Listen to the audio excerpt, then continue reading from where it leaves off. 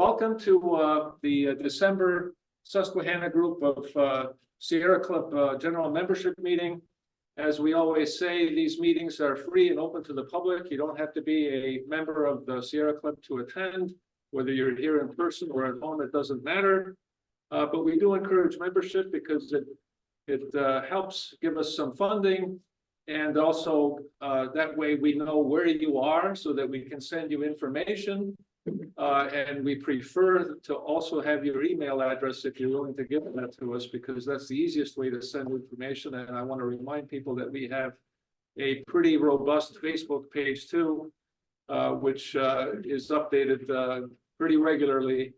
And we carry messages not just from ourselves, but also interesting articles by other groups and notices by other groups as well.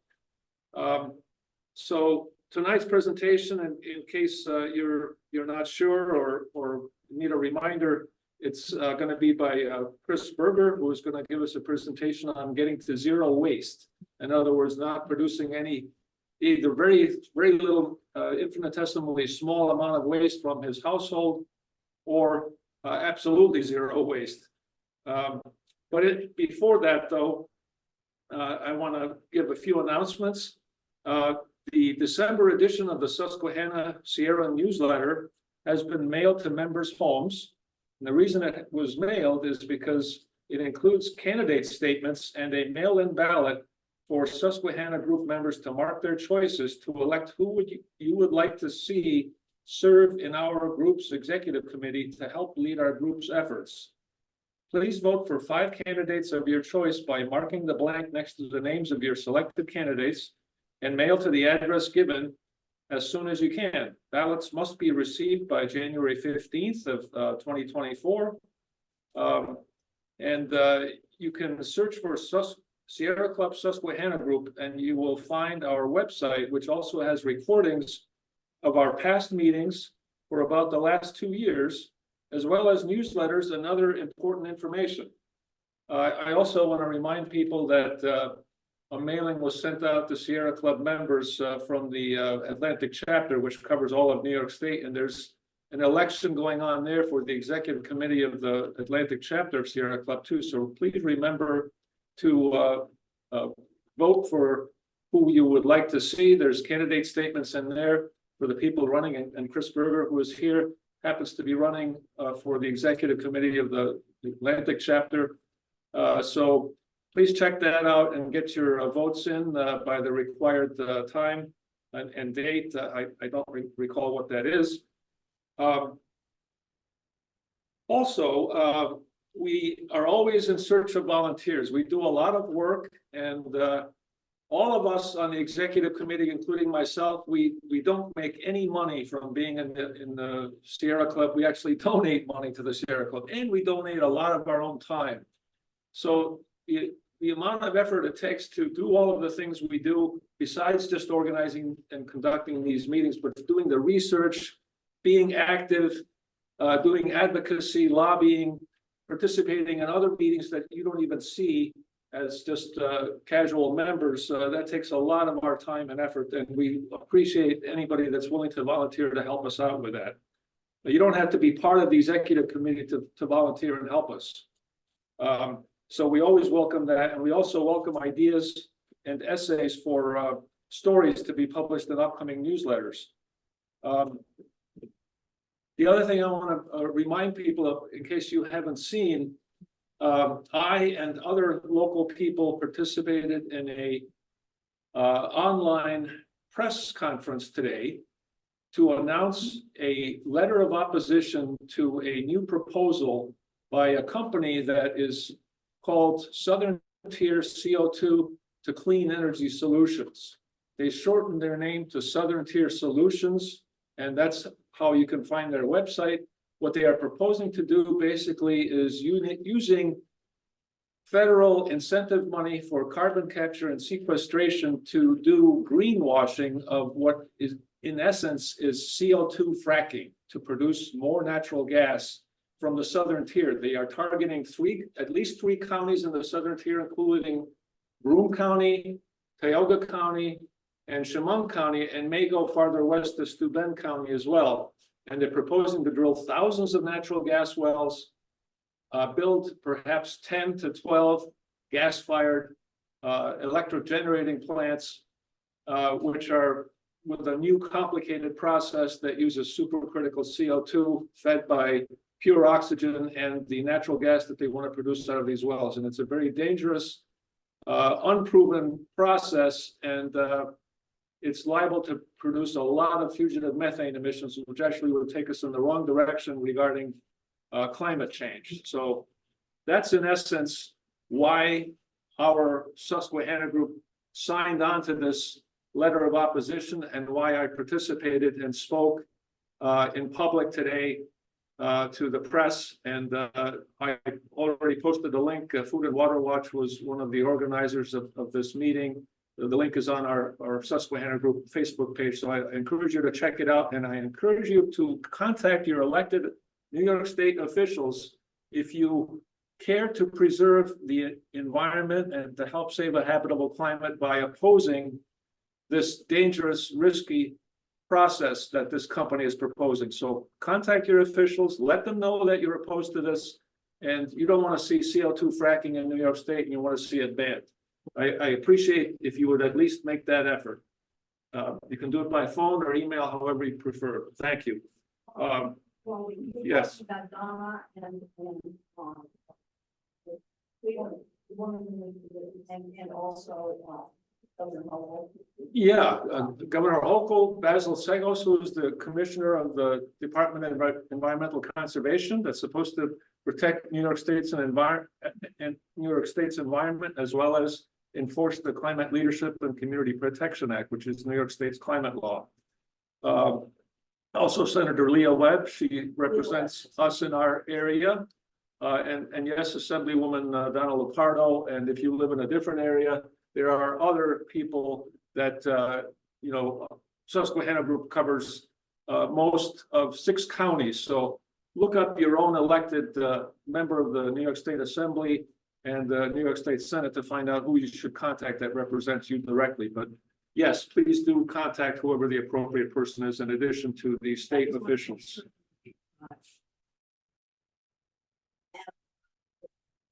Yeah, all right. Thank you for the question. And thank you for your interest. The other thing I wanted to mention is that our next meeting in January will be Tuesday, January 16th. And we are pleased that Dr. George Holmesy, the Director of Environmental Studies Program at Binghamton University, has agreed to give us a presentation on suburban sprawl and the problems it causes for that meeting. That he will be featured for that. And we've got some ideas for upcoming meetings, but nothing confirmed yet. Is that true? Anybody confirmed by any chance? Nothing confirmed. Okay, all right. And if you have ideas or suggestions for upcoming speakers or presentations, please let us know that as well. Anybody else have anything that I forgot? Yes. We do have extra Sierra Club calendars. You want to see me at the end? They're $18 each. Okay, very good. So there are extra calendars available for sale from the Sierra Club, $18 each. So if you're not present here, if you're here on Zoom, you can send an email and make arrangements to purchase one of those calendars. So thank you, Joanne. Anything else that? There's extra newsletters in the back. If you're a member, you would have gotten one in the mail, but anyone else here can help themselves with them. Very good. Thank you.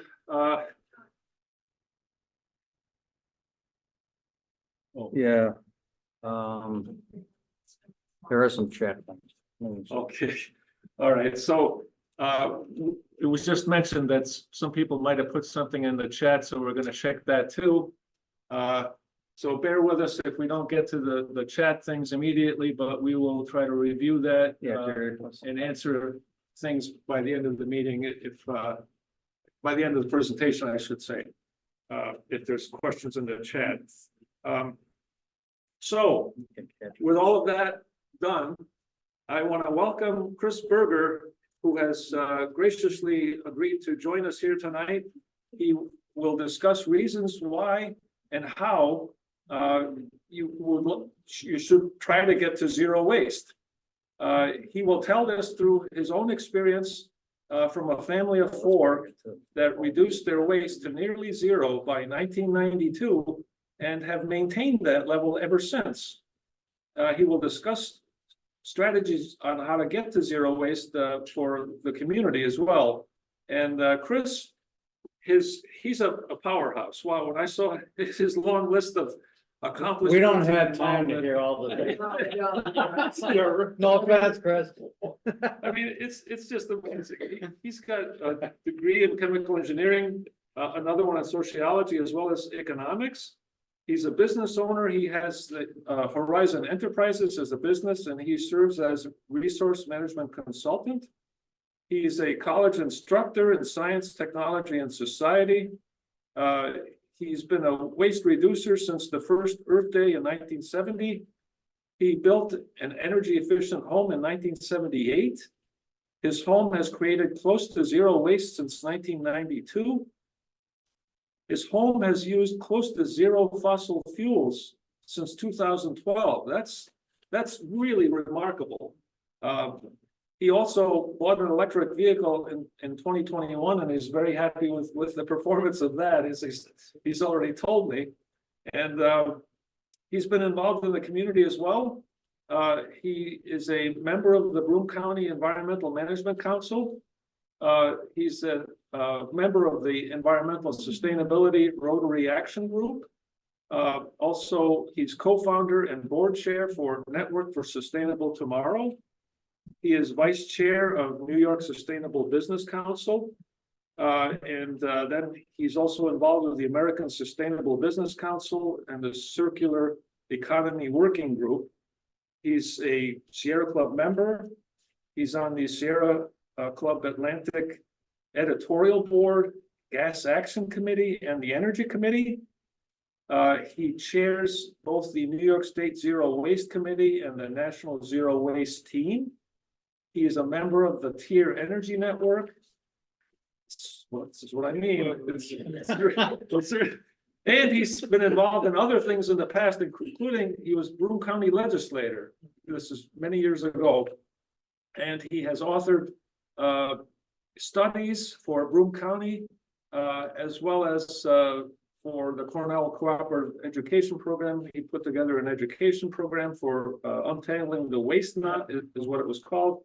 He's been featured in newspapers, books, magazines, radio, television, and national exhibits. So, with all that said, we welcome and thank Chris Berger. Yeah, welcome, Chris. Thank you. Appreciate you having me. That's for sure. I appreciate being the guinea pig for this hybrid meeting stuff, but that's okay. Whatever it takes. But our topic today is zero waste, or pretty darn close, as I like to say. And I always start, I give these presentations both on zero waste, zero fossil footprint. I've done things on living with an EV now. That's added to my repertoire. But I always like to start it with telling a little bit about a journey, because this is a journey. I emphasize that only because people just sometimes they get so overwhelmed. Oh, I can't possibly do this, get to zero waste. And I have to remind people, we've been working at this for a while. This has been a journey for us. So it's not something that happened just like that. We actually started this journey, if you will, in 1970, that first Earth Day, April 22nd, when it was all about celebrating the richness and beauty of our planet and raising awareness about the need to protect the planet and preserve its ability to sustain life. It was also used by many people to protest and demand that the government should enact legislation to protect the environment and that businesses should be more responsible in that regard. And not that my wife and I disagreed with any of that, and actually partook in some of those those advocacy work, but we turned around and said, well, shouldn't we be taking responsibility for our own actions? And then the next question was, well, what was the biggest personal impact we had on the environment? And for us anyway, we decided it was basically two things. I'm sorry, it was at the bottom there. The answer was the waste we were producing and the fossil fuels we were consuming.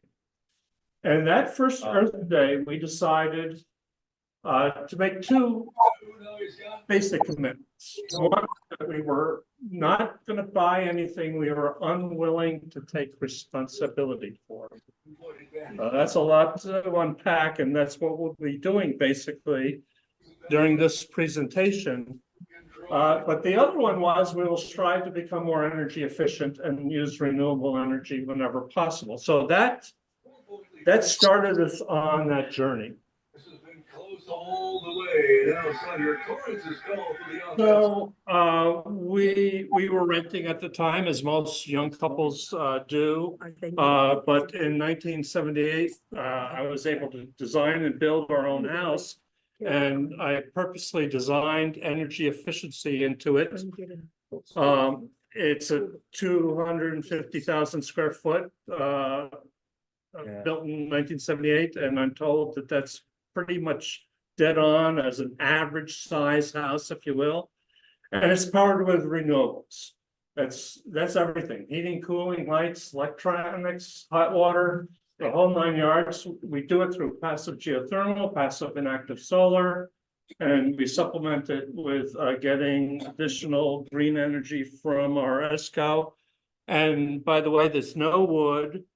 I originally designed it to help to heat a little bit with wood, but then my asthma flared up again, so wood suddenly became off the table again. And certainly no fossil fuel. So this house is completely off of fossil fuels. And I give whole talks on this as well, but it's not the topic for tonight. This is the front end of the house. There's a lot of built-in stuff for energy efficiency. That's the back end. A lot of south-facing windows, as you might expect. A lot of insulation.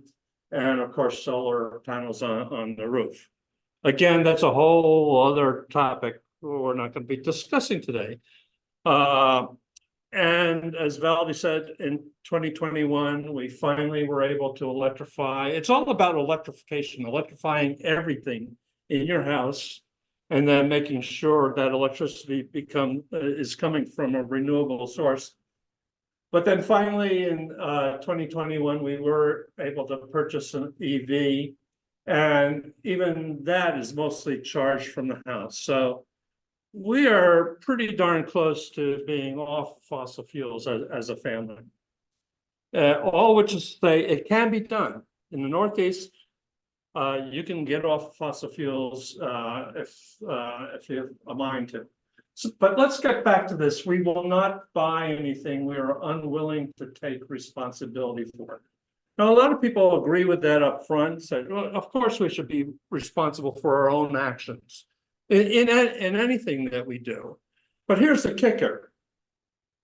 If you take that seriously, disposal is not an option. Disposal is not an option. Why? Because basically disposal shifts consequences to somebody else. That's really, at the end of the day, that's what it's doing.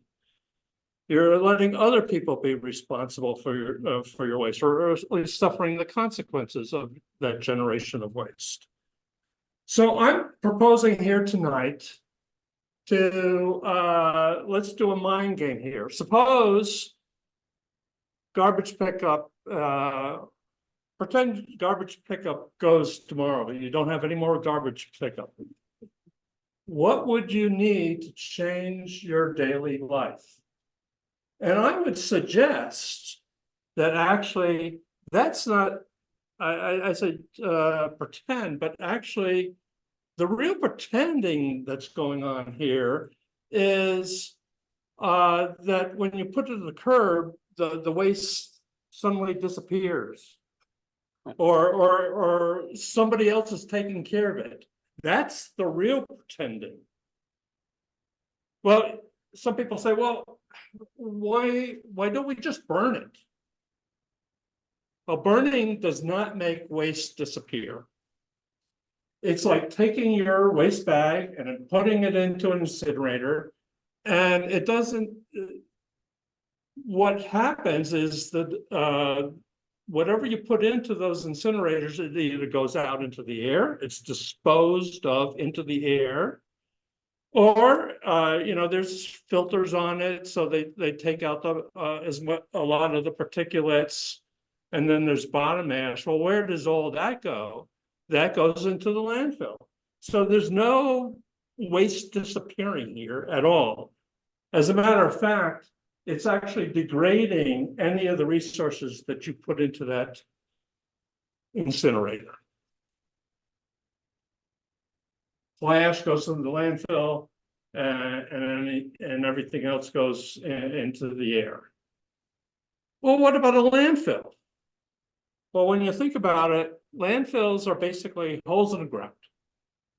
If you can pardon my rude drawings here, but you can imagine a water table underneath there. But it's hole in the ground. It's lined. New York State in particular requires very stringent. There's very stringent regulations around landfills, and requires that we line those holes. First with a clay layer, then a synthetic liner, then there's leachate collections. That's any liquids that come off of that waste, and then sand. And actually, they do it twice. Well, why are they doing it twice? Well, basically, the top pipes there. I can't use pointers here because it doesn't show up on the Zoom, but those pipes in the bottom, those leachate collectors are pipes, and the top layer, that's going to a sewage treatment plant. Again, it doesn't disappear. It goes to a sewage treatment plant, and those bottom pipes are designed to, like, as for monitoring. If they detect leachate into those bottom pipes, they know they have a leak in the upper liner. And then what happens? Well, not much. If you ever try to excavate a landfill, that is a huge job. So really, this is just a pretend taking care of our waste. Oh, and by the way, at some point, the hole is filled up, it's capped over. You have methane collectors, because in a landfill, methane is generated in a landfill through all the organics that we keep on putting into it. And that's either flared or collected to generate some electricity. But at the end of the day, these are monuments to society's wastefulness and inefficiency. They're really monuments to society's mismanagement of resources. They're really, you're taking your own waste bag and putting it into one big giant waste bag, all nicely lined and capped. But at the end of the day, it's really warehousing the waste. That's all it's really doing. And it stays there for a good long time. In fact, there's no guarantee that those liners are protecting our groundwater from waste, that are protecting the groundwater from the waste will last longer than the waste it's containing. In fact, there's a lot of studies that are pointing to that waste, which is basically entombed, if you will, preserved, will last longer than the liners themselves. And since there's no way to predict repair and cleanup costs, there's no money set aside to pay for remediation. So that's my case that this is really not being responsible for your waste at all, for anybody's waste. It's putting the burden out into the future. Someday, those landfills are going to leak, and then somebody is going to have to deal with it, a future generation. Landfill caps and leachate collectors, once you set it up, they have to be maintained forever. Well, who's going to do that? And the long-term liability, well, how long is the liability last? Forever. And usually, I mean, if it's a private landfill, those companies go bankrupt. At the end of the day, it all falls upon us, the community. Okay. So methane, I talked about methane a little bit before. That's from the organics deposited in landfill. And methane is a greenhouse gas over 84 times more potent than CO2. And actually, landfills are one of the largest anthropogenic sources of gas in our atmosphere today. And landfills only capture, remember I talked about how when they cap it, they try to capture it. The best system out there only captures about 25% of that methane that's being generated in that landfill. And that's no small thing. This is a chart that of the greenhouse gases. And, a lot of attention is paid to CO2, but methane is a close second, not so much in terms of volume, but because of that multiplier effect, that potency, it comes close. 43% versus 47% of the problem is the methane. Hardly ever talked about. And landfills actually used to be the top generator. Well, guess what? Now with our gas systems, the fracking that we're doing and just delivering the gas, those gas systems as a whole actually beat out landfills now, but not by much, not by much. Landfills are still a close second to what is generating that methane. So, the other thing, since we're just on the topic of energy and the CO2 that the energy is generating, I just want to point out that this is a pie chart of how the energy in the US is consumed. And if you will notice, I mean, a lot of attention is put on making our buildings more energy efficient and getting them on renewables and the transportation and such. But at the end of the day, 38% of our energy is consumed through the provision of the consumer products that we're using, that we're consuming. All that stuff we buy and use. That's what I call embedded energy. Okay, all the energy that it takes to make that stuff and deliver it to us. 38% of the energy use is the provision of consumer products. Now, obviously, cutting back on stuff is a really simple. Do we really need all that stuff? So cutting back on buying stuff yields direct energy savings. But here's the other big piece of it. Half of that 38%, half of that energy is used to extract raw materials and process that materials to make those products, okay?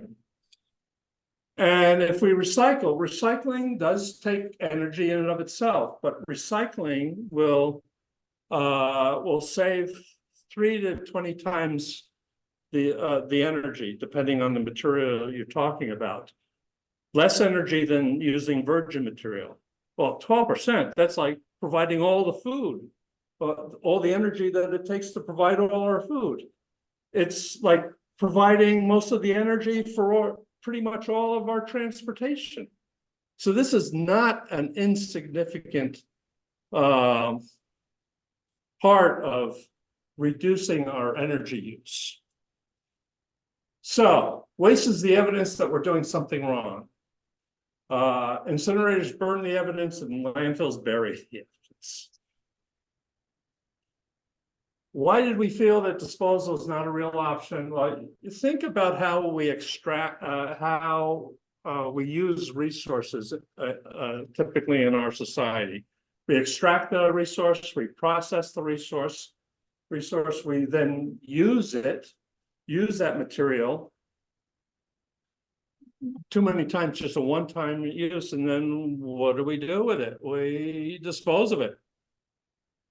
And this is a very linear process.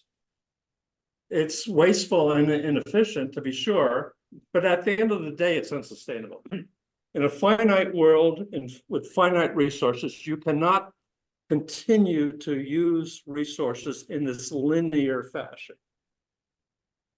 Both the extraction and disposal sides has negative impacts. We've already talked about some of them, but I won't dwell on that in this talk. I'll just say, obviously, the solution here is to start recovering and basically reusing them, or the material, the products themselves, or recovering and reprocessing the materials to make new consumer products, and cutting back on the extraction and the disposal. So last time we took our trash to landfill was the spring of 1992. Remember, we started in 72, so it was a journey, as I mentioned, gradually cutting back. And we didn't have any infrastructure back then when we first started, so that was a bit of a challenge in and of itself, an infrastructure to take the materials that we were generating. So it was a slow start, but last time we took the trash to landfill was 1992, and that is what we have generated since 1992. About 15 pounds worth. Half of that time, we had 2 teenage girls with us. They produced most of that stuff, you know. But as I say, not zero waste, but pretty darn close. So how do we do that? We've everybody's heard of the 3 R's: reduce, reuse, and recycle. We certainly do that. But I will add at the beginning of that, rethinking. That's all about prevention. That's about thinking before you buy. And we'll get into that in a little bit. But the other R is basically compost. I say reclaim or rot just to keep the R's going, but it's basically compost. That's what we're talking about there. So people ask me, how do we do it? Well, and I say, well, it's simple. We reuse, recycle, and compost, and avoid what we can't reuse, recycle, and compost.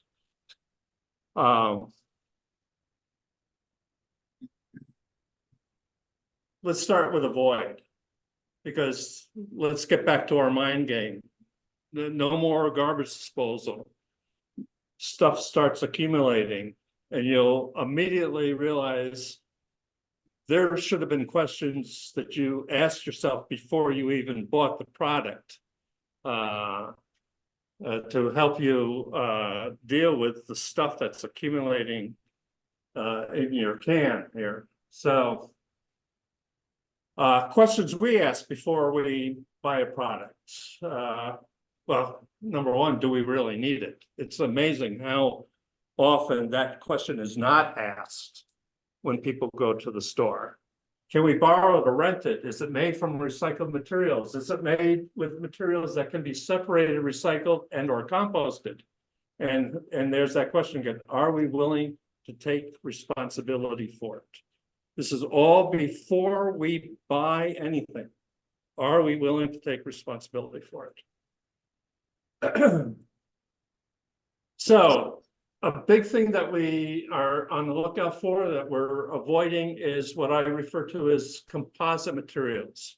Because I will say up front, we have a pretty good recycling program here in this community. It recycles a lot.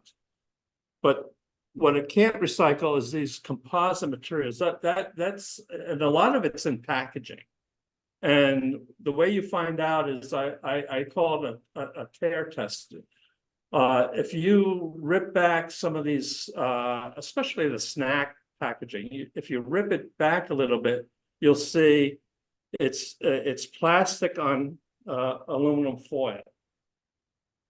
You can recycle film plastic, you can recycle aluminum, but when they're fused together like that, it's very difficult to recycle. So that's the kind of thing I'm talking about that we're avoiding. We're avoiding composite materials.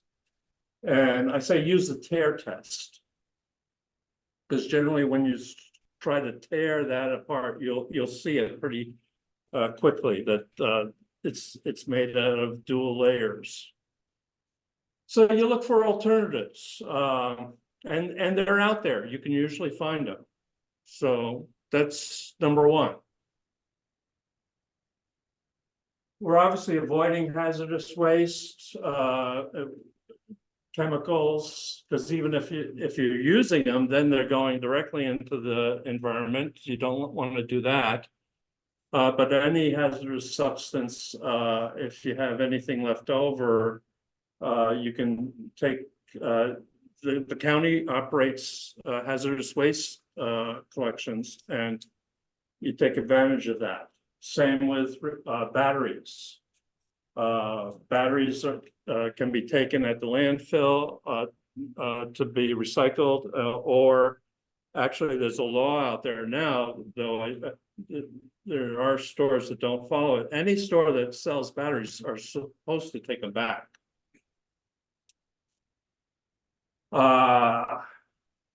We're still under avoidance. I can't see the top of the screen. I don't know. Is there a way to eliminate that? Must be. We were wondering. Just a mind. Yeah. But I'm not Should sure. be able to maybe drag it. But when you go down to the Zoom icon, you might be able to do full screen there. Well, I know pretty much. That's mostly for the people here. Yeah, Oops, sorry. Whoops. Oops. I didn't want to do that. Fix Yeah. it, Chris. Well, I don't know. I was trying to drag the top down, Yeah. but I wonder if it goes back. Oh, Yeah, there we go. okay. Okay, well, we'll just deal with this. Sorry about that. But some of the other things, we're still under the topic of avoiding. We buy durable quality goods, and that's another thing. You know, people say, well, that's more expensive, but really, at the end of the day, if you buy something that's more durable, it'll last longer. So you're not constantly just consuming it, if you will. And at the end of the day, it's actually cheaper. So avoid excess packaging, buy in bulk, use concentrates, refillable containers. Most people use email anymore. It's not that big a thing for people anymore. Instead of postal service, and stop your junk mail if you can. The other thing is, I mentioned refillable containers. You know, those spray cans, supposedly you can't recycle them, but actually, and that's because they're pressurized. And if they get into the system, they're a danger to the people who are trying to deal with them, the material. But actually, if you pry open the top, depressurize it, and pry off the top, that can itself can be recycled.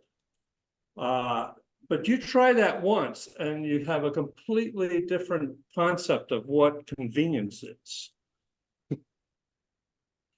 And usually there's other alternatives. If you just get a pump spray and you just keep on refilling it.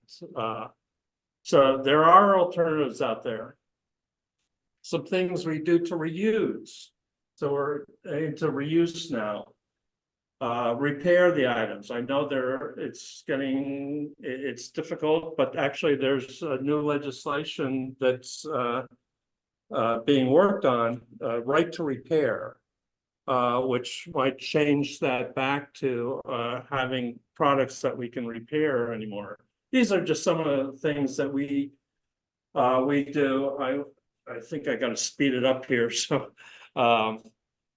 But there's a lot of things you can do to just repurpose, reuse and repurpose. And at the end of the day, if it's no longer needed, just take it to charities, the schools, free cycle. There are ways to get rid of things that you no longer need.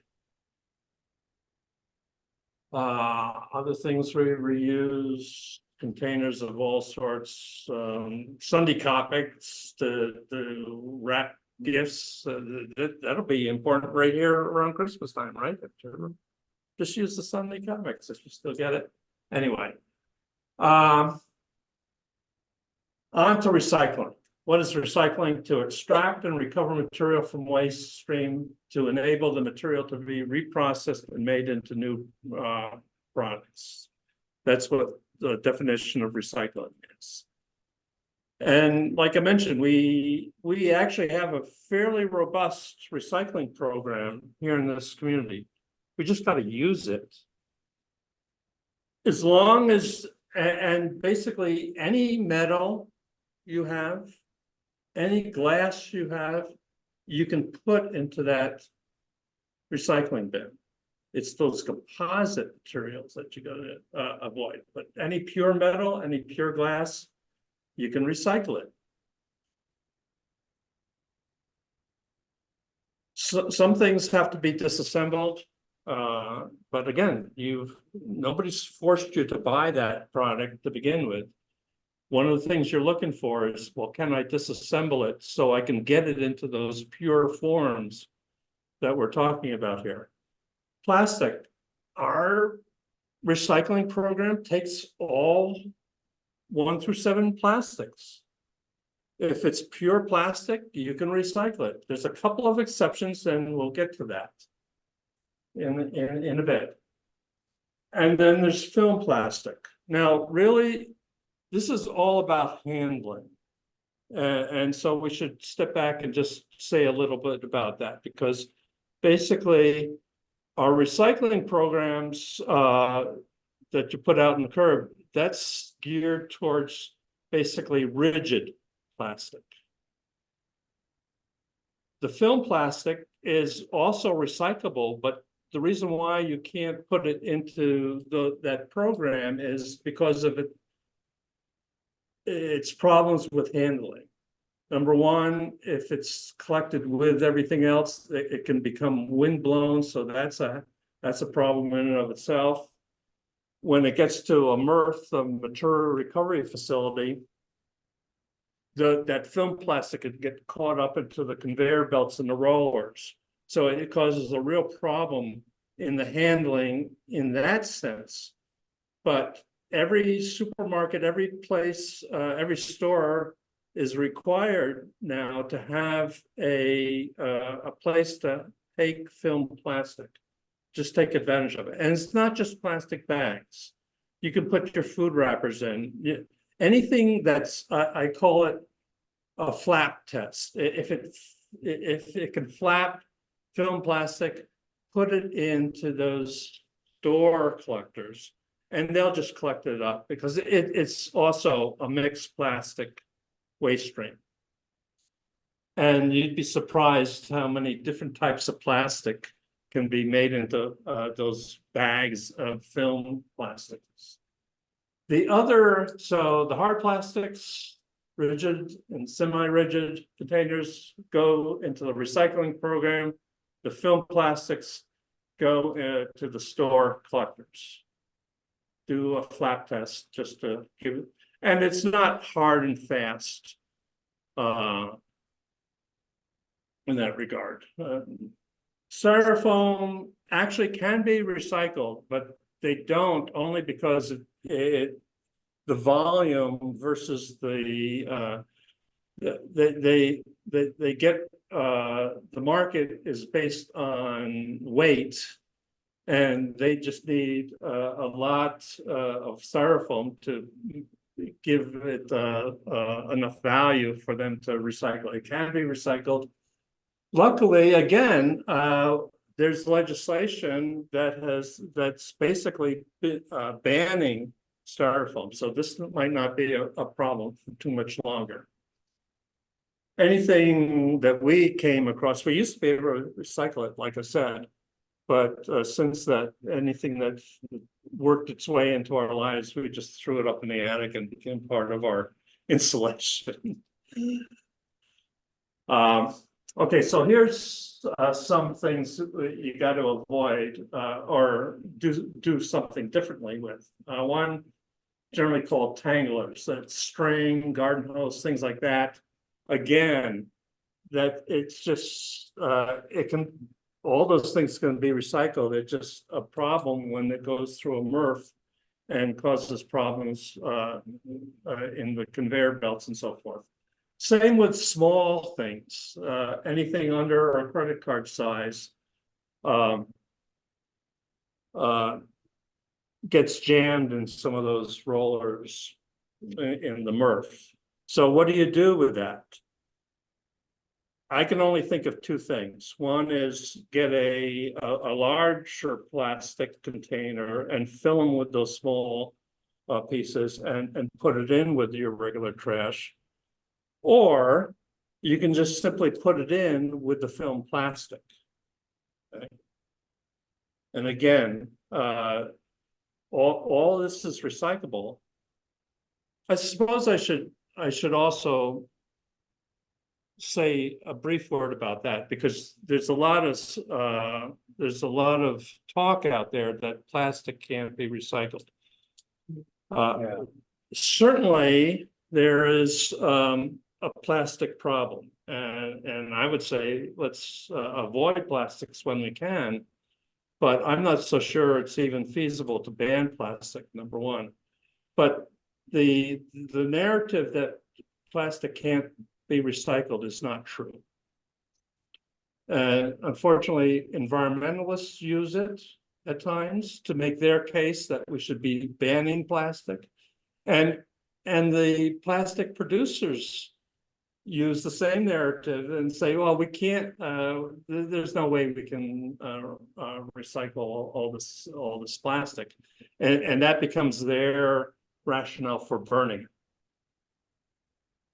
But the fact of the matter is it can be recycled. It goes to it goes to plants. Oh, and the other thing, of course, that we saw relatively recently is all our plastics used to go to China, or a lot of it did. And then, but the problem is we were sending plastic and our garbage to China. And China basically said, finally had enough and said, they just cut it off. Well, good for them. But now they're actually, China, because it's still a valuable commodity, China is investing in plastic recycling plants here in this country to get the whole thing started up again, because they want the plastic. They just don't want the garbage that went with it. Anyway, by the way, string or rope, I mentioned string above, but string or rope made of natural fibers can be composted. Just another. So Chris, before we get off plastics. Yeah.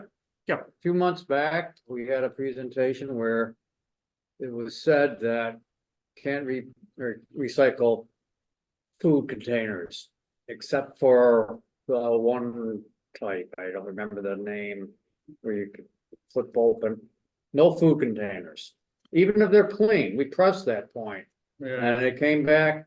So remember? Yeah, I think you got the party line there. Yeah.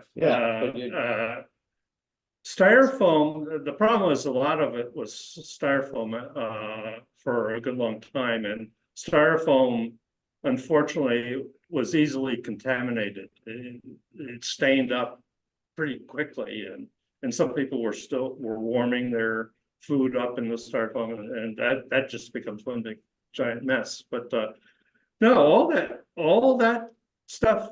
I mean, I'll get to this point, but the individual part of the individual's responsibility is to clean this stuff. But if you present clean plastic into the system can handle it.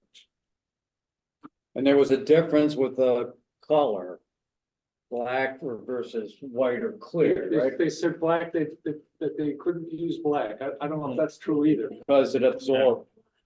It's all now. Some of this gets degraded, so and what degraded plastic winds up doing is it becomes part of our plastic wood and so forth. So there are different things determine how it's recycled. But no, I mean, I actually encourage teachers, and it's relatively simple to separate out. It's either done with aerialities or actually baths, liquid baths, where and a neat little experiment that any school teacher can do is chop up a number of different types of plastic, put it in some water, shake it up, and it'll separate out into the different density plastics. So this is all feasible, all doable. The reason why it's not is not because it's unrecyclable, it's because it's costs too much compared to using all this fossil fuel. I mean, plastic is basically a remnant of our fossil fuel industry. So when we shut that spigot off, you'll see a lot more plastic recycling. I'm positive of that. What about PFAS?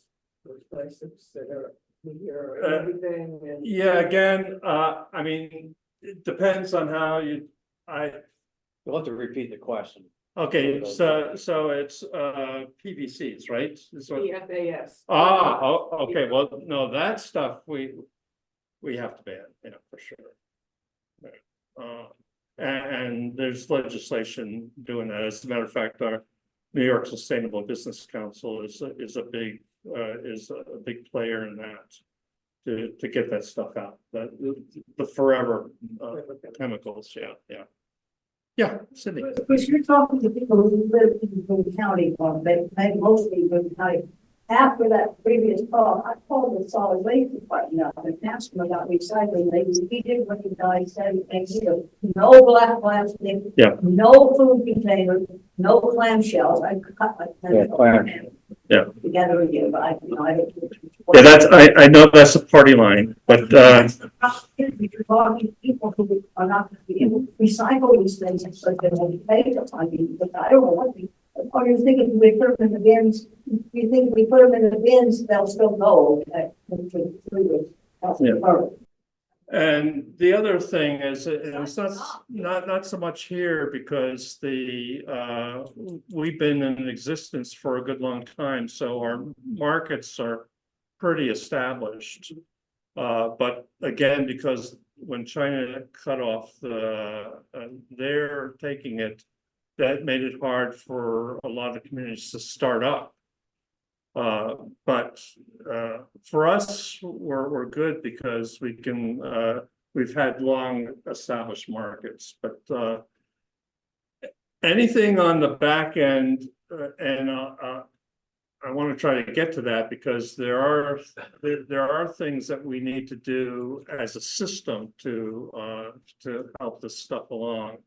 And certainly cutting back on plastic. Believe me, we have too much plastic. I'll say that up front.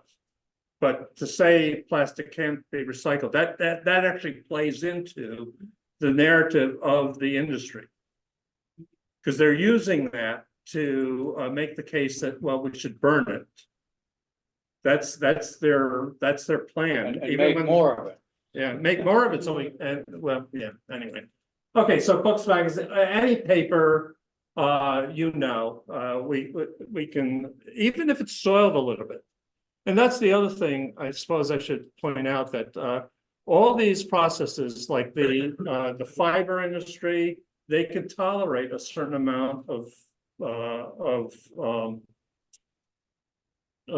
contamination. The metal can tolerate a certain amount of contamination, the glass can. That's because it gets washed. It gets washed, or, well, the fibers, when they slurry it, like anything, if there's plastic labels on it or anything, it separates out.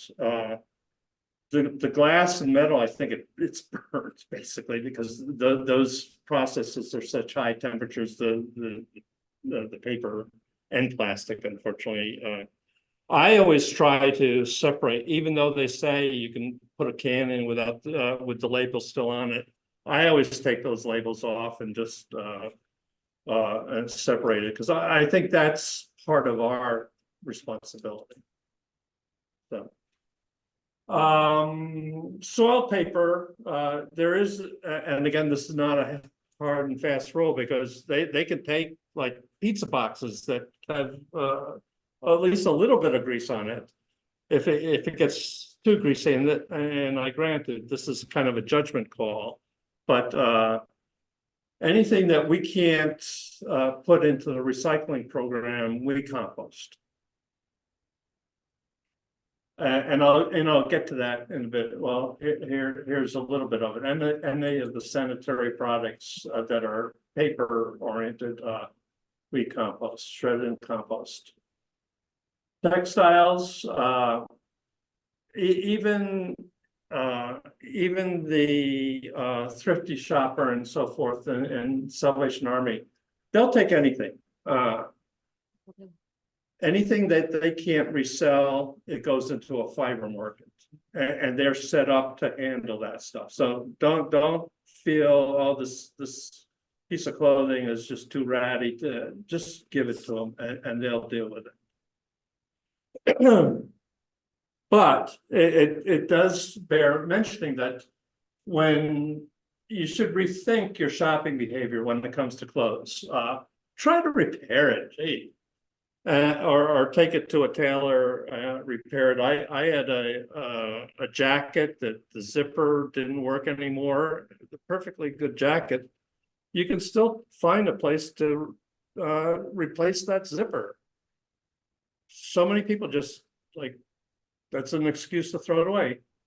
You could buy used. And here we are back to this buy quality. Buy quality. At the end of the day, it's much better for the environment, but it's also much better for your pocketbook. And then finally, wood.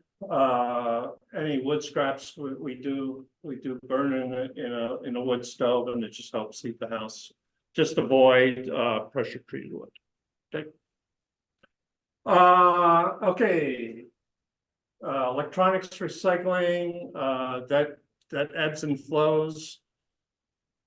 Just so you know, well, I think you already got a presentation on the reuse center that's being developed, that basically mirrors what they do over in Ithaca already. So we're going to get that covered pretty quickly. I can't wait. Here's our kitchen. It has this glass, metal, plastic, and paper and plastic, but you don't have to do that level of separation anymore. We just had it built into the house years ago, and we just continue to do it.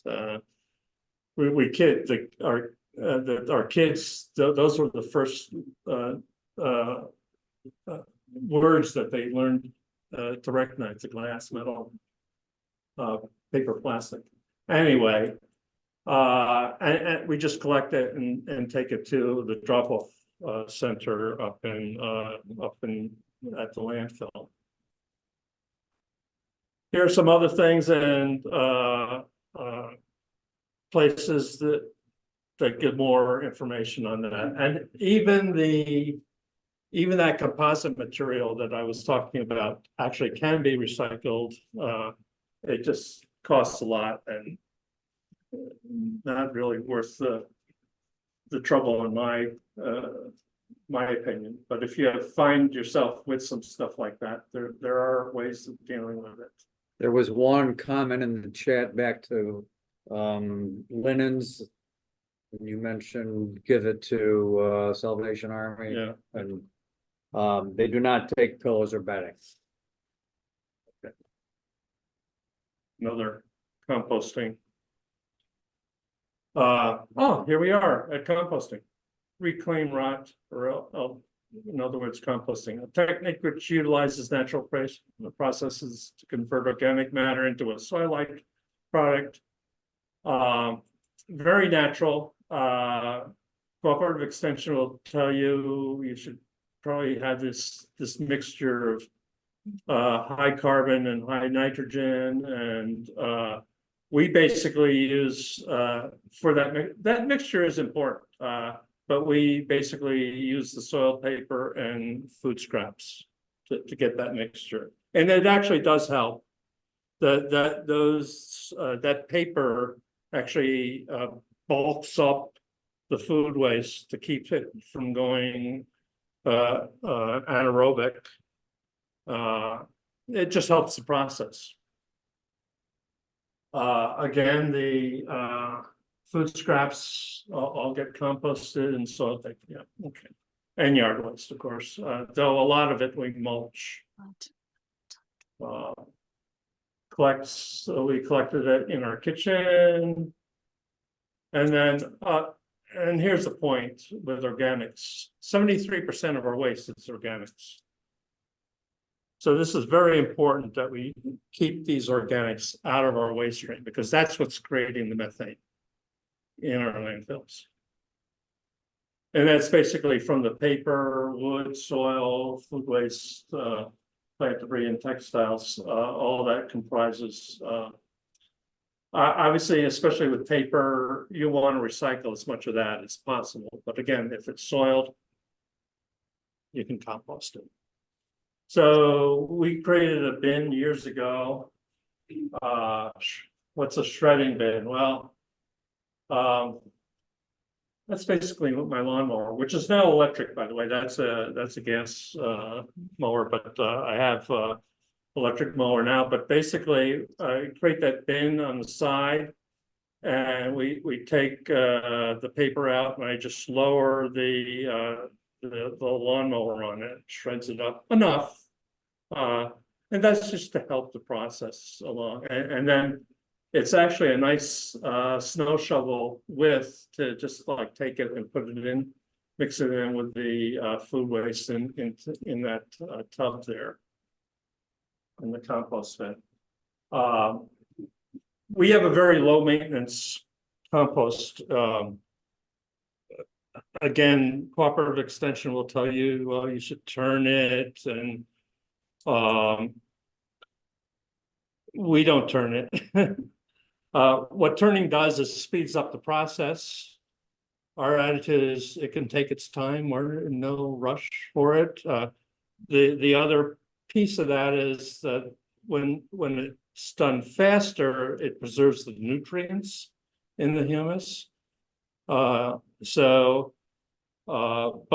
we put our bin above our garden, so the nutrients, when they leach out, it goes into the garden, which is where the humus is going anyway. So low maintenance for us anyway. Once a year, we open up that there's you might have caught there's a bottom little opening where we just pull out this beautiful rich soil. It's a very natural process. We don't some people talk about introducing worms. We never introduce worms, but if you build it, they will come, basically. All that stuff is obviously important when you live in the urban area, in an apartment. And unfortunately, I can't really speak from any experience in that regard, but I know people who have created worm bins and compost right in their apartments. So, and then you do have to introduce worms. Okay, role of individual, we gotta speed this up here. Role of the individual here is to separate and clean and empty and loose materials for recycling, separate your organics for composting, and avoid what can't be reused, recycled, and compost. That's the role of the individual. I would maintain the role of the community is to provide the infrastructure for that recycling. Our community does pretty good with the recycling itself. What we don't have is a composting facility. And we really need that because everybody in the urban area, it's tough to read. I'll grant, it's tough to compost in an urban area. But they should be providing that infrastructure. That's their role. And also obviously to ensure product and packaging safety and ensure material is not wasted. Providing that infrastructure. That's the basic glass, metal, paper, plastic, and organics. They should also be providing, though we're going to do it anyway, the hard to recycle materials. That's why we're developing that charm, that Center for Hard to Recycled Materials and repair and reuse centers. And if your community is not doing its job, become an advocate for that infrastructure. Again, that's their role. Some of you may have seen this before. I put it in a number of different presentations, but this is basically a concept drawing of what a good resource recovery park would look like. And essentially getting at least the idea of the components, because it's not, there's no one magic bullet here, silver bullet. You need a number of different strategies to make this thing work. And this is all about moving from waste management to resource management. So you have a MRF, material recovery facility, you have a CHARM, that Center for Hard to Recycled Materials, the electronics, appliances, and so forth. Repair and reuse center is always a good thing to have, and then a composting facility of some sort. A C&D, construction demolition debris processing facility, and you put all that together, and you should have pretty much a zero waste system on a community level. And then anything that is not able to be handled in any of these components, we need to be tracking that, and those are the problem materials that we need to be working on the producers to stop producing. So that data on the landfill, anything that does go to landfill should go to the New York Product Stewardship Council. Anyway. So there's one final R here I want to cover, and that is redesign. And that is the role of the producer. And they should be using recycled and recyclable materials and design products and packaging for efficient material recovery. And that's where the extended producer responsibility legislation that you may have heard about is that's what that's all about. And all that is, well, I said, from my perspective, I say a company should not be making anything that is unwilling to take responsibility for. And I feel very comfortable advocating for that, because basically that's a rephrasing of my own personal goal. We'll not buy anything that we're not willing to take responsibility for. So I have no problem whatsoever making that same claim on the producers themselves. They should be willing, and here I mean basically the financial responsibility. They should be paying for those recovery, those resource recovery parks. That should be on them. If a product cannot be reused, recycled, or compost, the industry shouldn't be making it. And again, I have no problem pushing for that, because that's basically a rephrasing of our own personal. I'm not asking them to do anything that I'm not willing to do myself, because we avoid what we can't reuse, recycle, or compost. So Pete Seeger said it best: if it can't be reduced, reused, repaired, rebuilt, refurbished, finished, resold, recycled, or composted, then it should be restricted, redesigned, or removed from production. I think he has a song about that. Actually. Catchy. So, this is, there's a number of us who are working on this. We've been working on it for 2 years. This will be our 3rd year.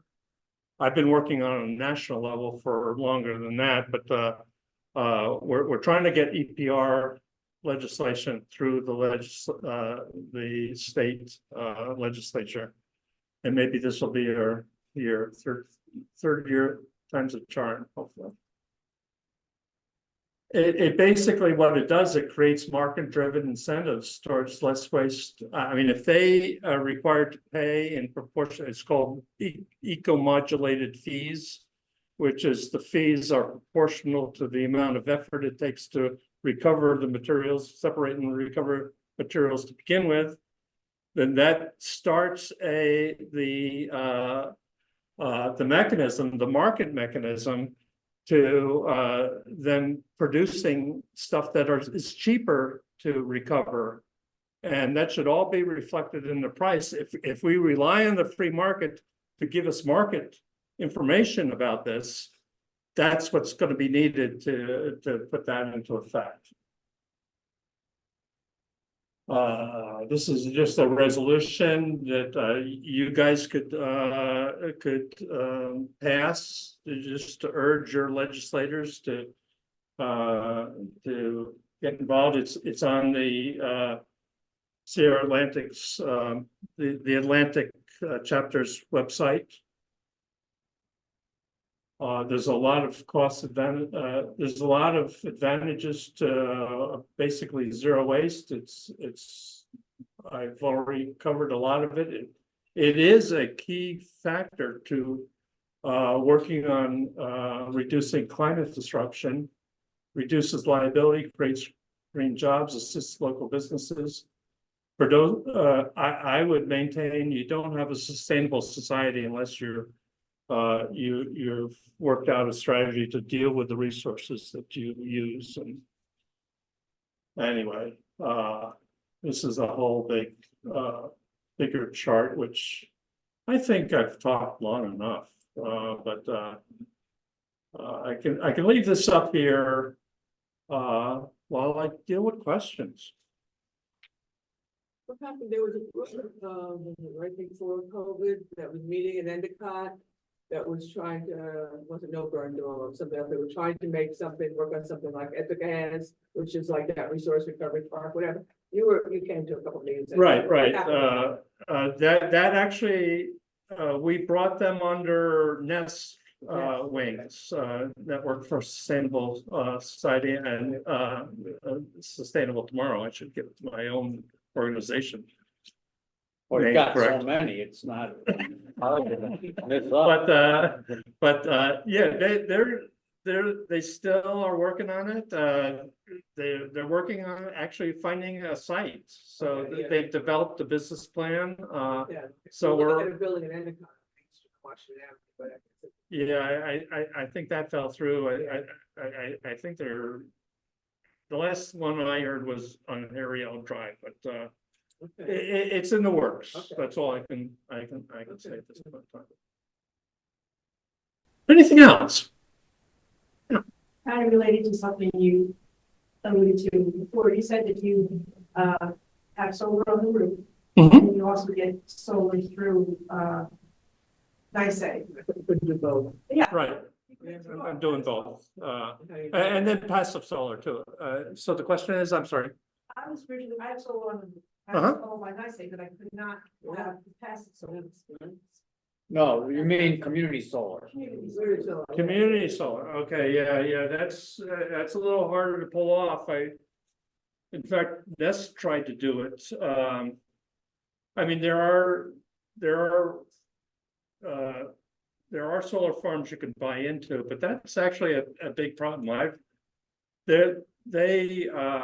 lot of that energy is being bought up by markets that cost more for electricity, and that's why I try to make a distinction between those types of solar farms that you're just buying the energy from versus what I call a true community solar farm, which is basically more like a co-op where you're buying the panels and there's some organization that would administer but it's basically your panels, your energy.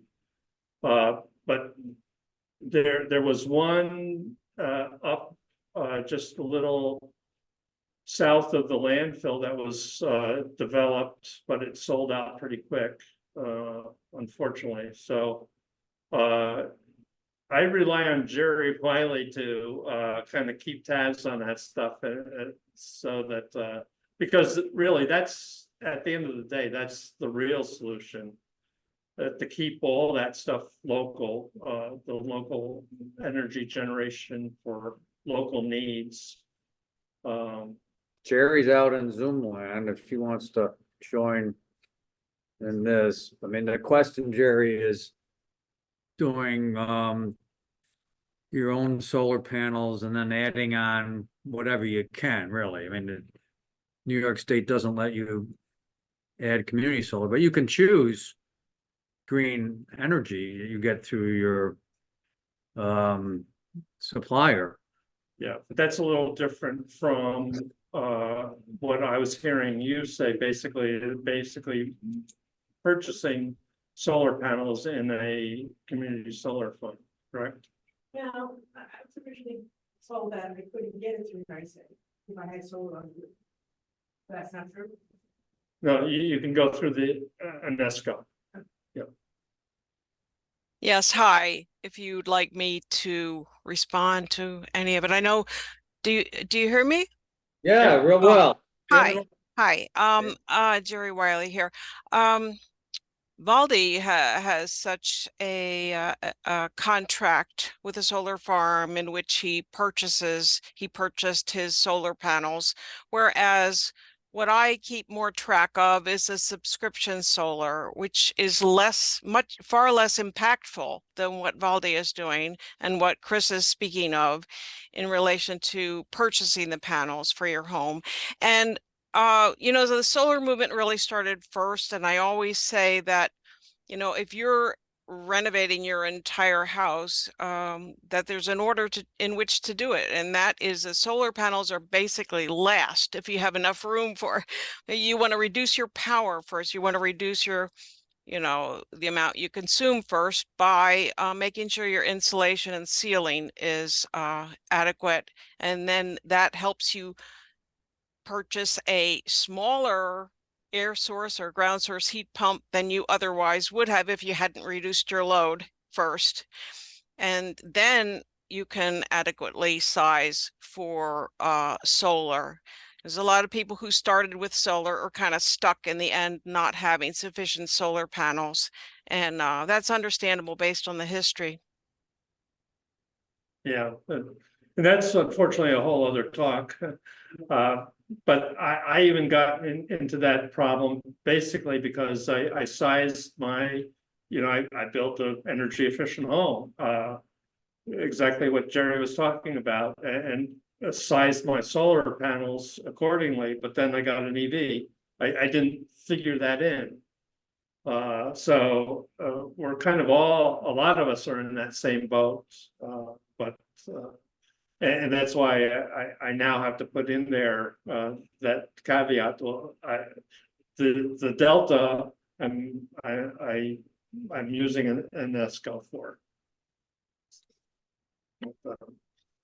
Anything? So this ESCO that you're getting, are you getting just like a 10% discount, or are you getting much less cost than even the 10%. It actually at one point was more, and that's the problem. Like if you own your panels, that's a fixed cost, and it's a much more stable environment. The ESCOs vary and will go up and down. Not too far in the distant in the past, I was actually paying a little more, which was more reminiscent of when I first started years ago, when only wind power was available, and you were paying a premium like 20% more, but I was paying it because I felt it was important. Then it dropped down, and now right at the moment I'm paying less than the what's out there for regular, but I've noticed it going back and forth. Jerry tracks it more closely than I do. Yeah, at So this point in am I time, right, Jerry? at this point in time, 100% renewable plan is at least 3.5 cents per kilowatt hour higher than the standard grid mix, which is only 15% renewable. Yeah. It's Yeah, it's unfortunately, never been a wider gap between the renewable and the standard grid mix. Unfortunately, it's much better to go solar in some way if you can. Meaning buy your own panels in either your own site on top of your roof or in your yard or in a shared community solar farm where you actually own your own set of panels. Yes. Yes, And of yes. course, what Chris was talking about is like, he wants to be purist. He wants to go all the way. And so he has the panels, but insufficient numbers at this point with the EV adding on the EV. So now he feels obligated to do the 100% renewable ESCO, and all great credit to him for doing that. But I can understand who, people who don't want to make that leap. Yeah, and to clarify what you said about these ESCOs varying the amount of discount, are all of them allowed to vary, and how frequent? It's a market once price. a year, or It's all market. It's all. so can it change once a month, or? Well, you can get it locked in. Some of them offer lock-ins for like a year, but I think that's the tops. Okay, Yeah. okay, so So- you do have to pay attention when you sign up. Yes, for you these do, because companies, I was and actually keep burned. comparing. I was burned Okay. once because All right. I didn't do that. Okay, because somebody did complain to me about that when I was advocating for them to sign up for a discount by signing up for an ESCO with solar. And Well, the other thing that's happening, and I don't know, this is something that we're gonna have to start working on legislatively. It's hard to site these solar farms, and what the towns don't realize that they're making it. They're creating a market that only the big players can play in because they have the resources to like go through all that time frame. And it's really difficult for local groups to set up their own co-ops, which would be much more, at the end of the day, much more beneficial for us and for them, because again, it keeps the money local. That's a whole other issue that it needs attention for yeah, sure. it's very frustrating, but some towns, even in the immediate area here, are putting in moratoriums on things like solar farm development, energy storage system development and installations that are grid scale. And that's very frustrating because this is exactly the wrong time to focus on that. It's like, and their model laws are already out there, and some of these communities that are putting these moratoriums in, the excuse is, well, we need to have time to put in a law. Well, the model law is only a few pages. And all you have to do is fill in the blanks, and that shouldn't take you more than a matter of a few months at the most. Well, what's really ironic is a lot of these towns they're conservative and they claim to like local businesses, but this is actually working against them. It's working against all of us. Yeah. But yeah, it's all about trying to keep the business local. Anything more on the waste? It's as important this as this topic is, and we should have a whole other. Well, I think I have given a presentation on this already. What's your take on using a garbage disposal as opposed to composting? Is it detrimental to the environment? No, I think it's, Repeat the question for Zoom. okay, the question is, how about using a garbage disposal? Instead of composting, or as an alternative to composting, and garbage disposals, are good if on the back end, they're composting, unfortunately, our systems here are pretty overworked. It's not like they're bad systems, but they're just, they're overworked at this point. Much better to, if you can, to create your a compost in your own backyard. Talking about our wastewater system. Correct. Yeah. Right. It's good in theory. And one thing that isn't talked about too is the clothing, the source of the microplastics, which is becoming more and more of a problem. It's getting into the waterways, into the ocean, it's getting into fish even.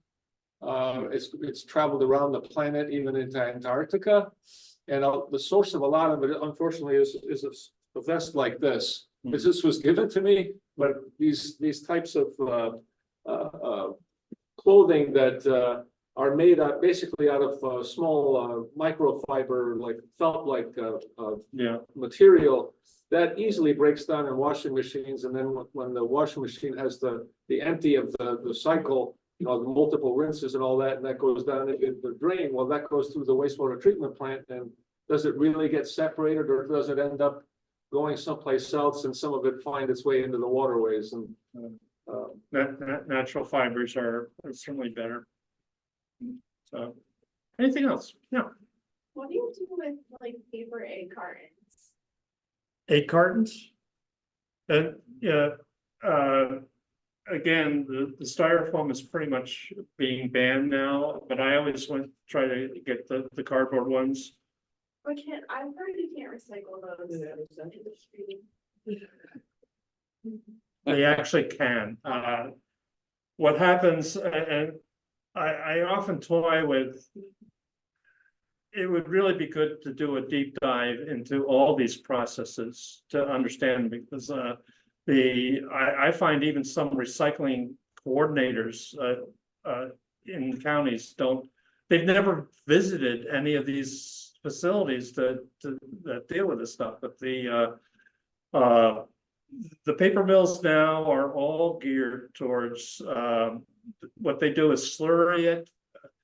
The fibers do break down and become too small at some point, and then they become they're actually those egg cartons are kind of low grade paper that use small fibers. So they just vary it out to but the systems can deal with it.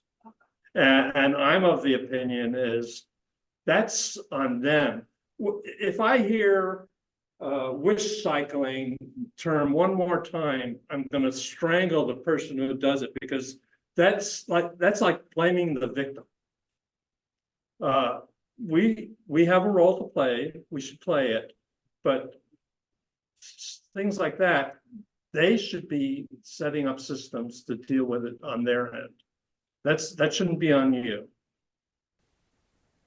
Chris, I just want to ask you a quick question. When you get up there and say they can't be recycled, you're saying we can put them in the recycling bin and they'll be okay. I've been to the MRF, I've been to the MRF, on a tour. It's just like such a mess. The stuff can be kicked out very easily.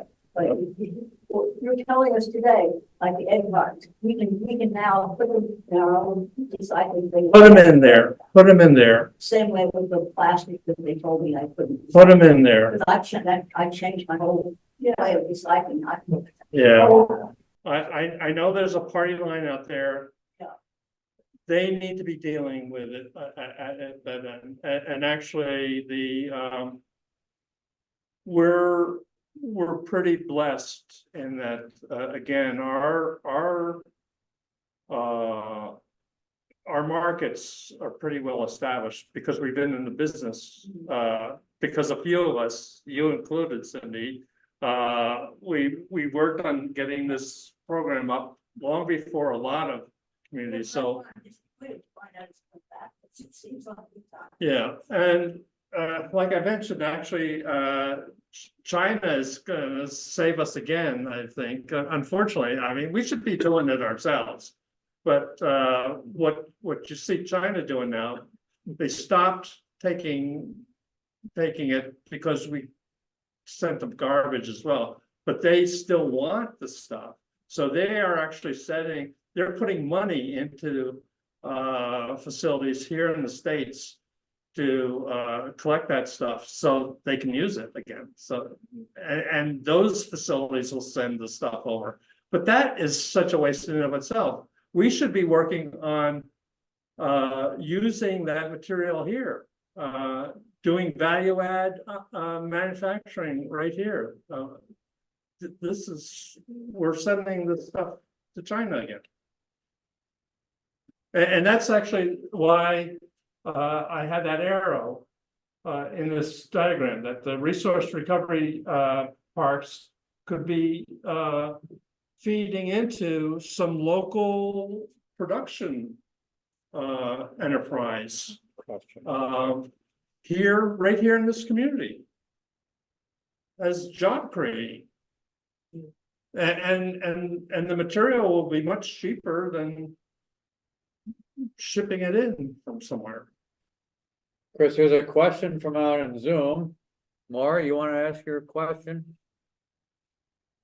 Yes, I do. Now, actually, I come from Massachusetts initially. I've been here a year and a half. I love it here. It's awesome. It's very, very different, but I love it. One of the things I've noticed coming from a city of 14 square miles to a village town of 105 square miles, which, wow, is there they had city-based rubbish and recycling. We used to make a huge thing of recycling, which we still do a lot of recycling, and a small thing of trash. What I'm seeing here is the things to fill these landfills after watching your slides are huge. The barrels that you have to pay for to take care of your trash, they're huge. So that means you can fill them, and that's kind of, in a way, incentivizing, in my mind, people to put more into the landfills. And I wonder if there's something that could be done about that, or we could talk about that, or change that somehow. Yeah, well, and that's why I kind of started with our little mind game that I think people just have to, we put the stuff on the curb and think it's handled or it disappears, but we should just stop filling those bins. I mean, we obviously, my family, we've never had trash collection, never had to pay for it. Just every now and again, we bring some recycling to landfill. That's and you saw the picture of our little bag. Our kids, they never had to take a trash can out to the curb. The bane of all kids' existence. Take the garbage out. Well, they never had to. But when my wife and I kick the bucket, I guess they're going to have a little bag. They're going to have to deal. Oh my God, a memorial bag. A memorial bag. Jeez. But that's it. I guess my message, it can be done. Oh, that brings up another point. When you do pick the bucket, there's actually people are proposing legislation to compost humans too. We're seriously looking into it. Yeah. Seriously, they have a program over in Ithaca. Ithaca's always say it. Just don't go to Soylent Green with it. No, The Charlton Heston movie. Yeah. But yeah, And this has been an age-old story. We actually make it too easy to throw things out. That's the problem. That's the problem. But then people buy into it, right? That's what I was talking about at the beginning.